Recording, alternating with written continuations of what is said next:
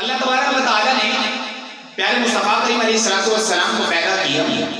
آقا علیہ السلام کے صدقے میں رب کائنات نے ہم تمام کو عزتیں دی, ہم تمام کو مقام و مرتبہ دیا. یاد رکھیے اللہ تبارک و تعالیٰ نے بارہا مرتبہ قرآن مجید میں اپنے محبوب کی شان بیان کی ہے. پورا قرآن جو ہے یہ حضور علیہ السلام کی نعت ہے.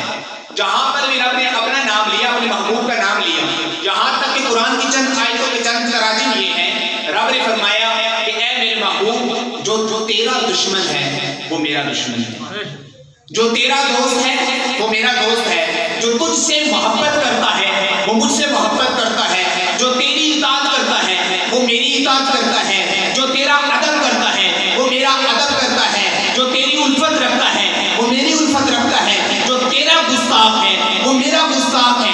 الغرض پورا قرآن جو ہے یہ میرے نبی کی نعت ہے.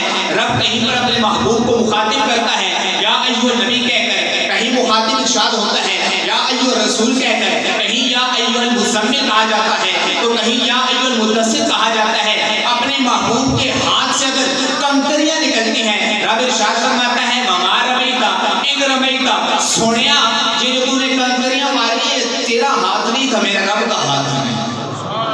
پورا قرآن محبوب علیہ السلام کی نعت ہے.